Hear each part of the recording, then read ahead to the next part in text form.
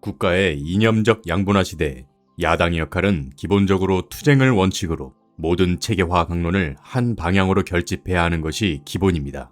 그런데 한 국가의 야당 공관위원장이 사천을 했다 하여 저항이 만만치가 않습니다.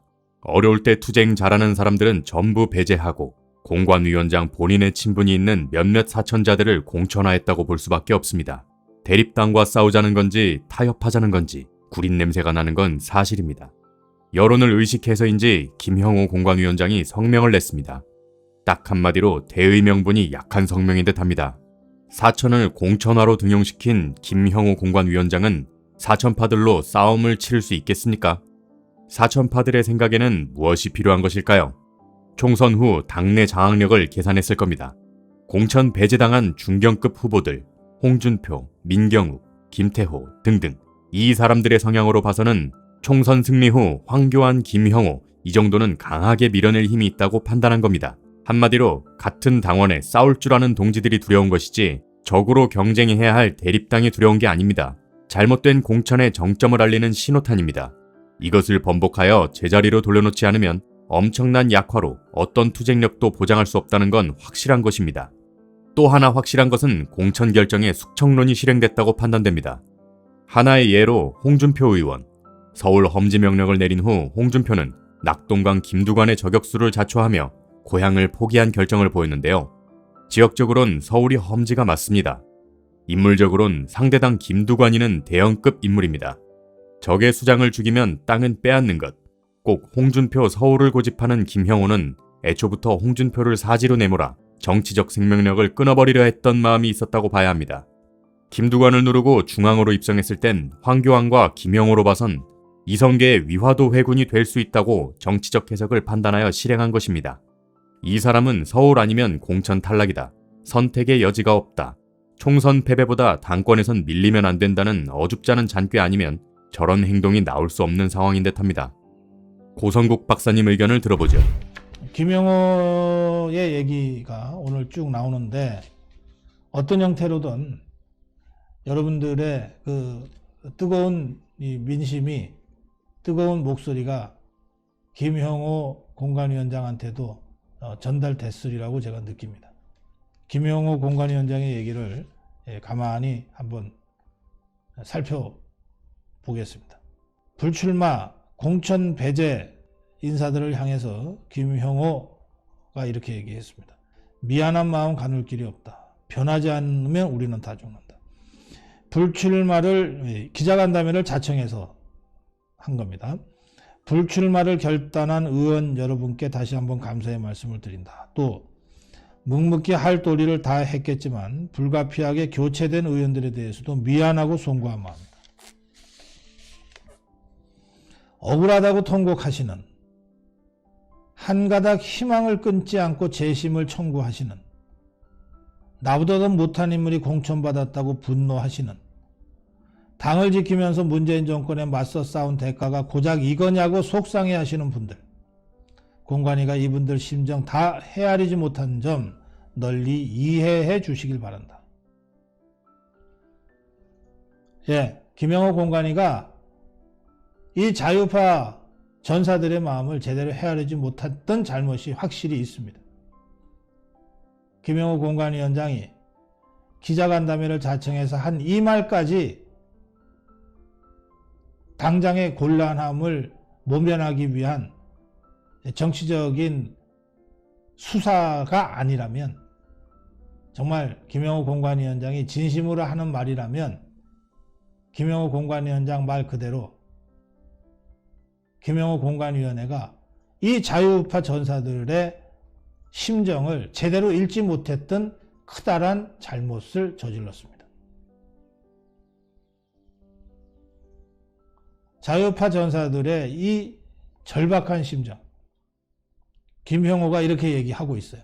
억울하다고 통곡하시는 그런 자유우파 전사들, 한 가닥 희망을 끊지 않고 재심을 청구하시는 자유우파의 전사들, 나보다도 못한 인물이 공천받았다고 분노하시는 자유우파의 전사들, 당을 지키면서 문재인 정권에 맞서 싸운 대가가 고작 이거냐고 속상해 하시는 자유우파의 전사들,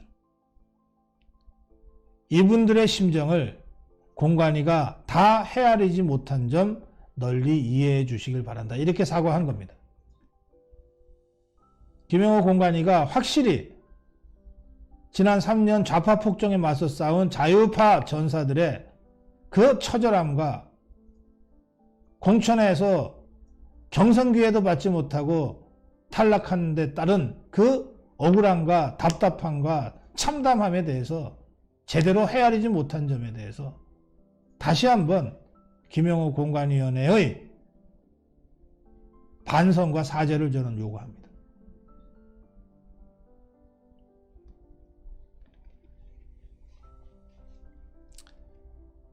김영호의 얘기 계속 이어집니다. 오늘 이 자리를 빌려 심심한 위로와 격려의 말씀을 드린다. 거듭 미안하고 송구하다. 모든 역사적 책임과 과오는 저 김형호가 지고 가겠다.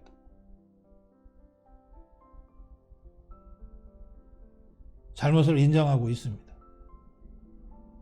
이 미안하고 송구하다고 책임과 과오는 저 김영호가 지고 가겠다고 하는 이 사과의 얘기가 가짜로 하는 거라면 김영호는 더 이상 사람이 아닙니다.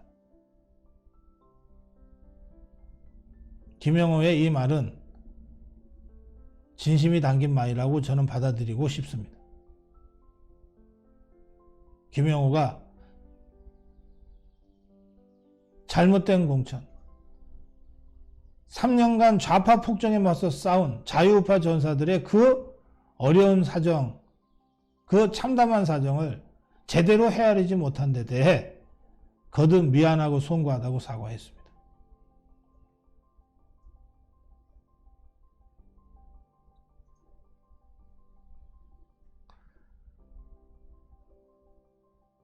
저는 이 대목에서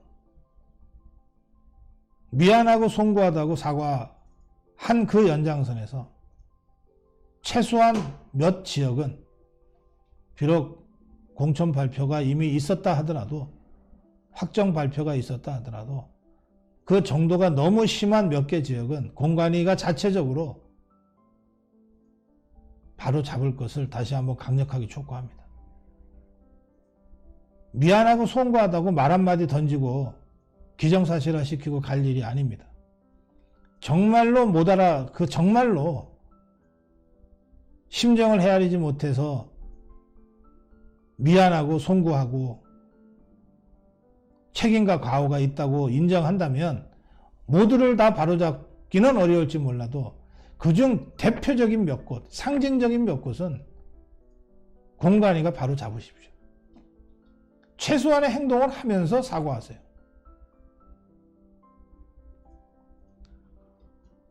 김영호가 이렇게 얘기했습니다. 공천 결과가 마음에 들지 않고 다소 부족하더라도 문재인 정권 심판이라는 대의를 위해 동참해 줄 것을 간곡히 호소한다고 했어요.